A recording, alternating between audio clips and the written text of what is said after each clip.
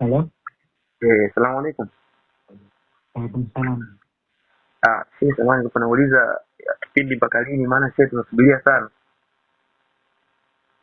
Ah, sijajua, lakini Ah, unapiga simu wakati mbaya sana sasa. Asante.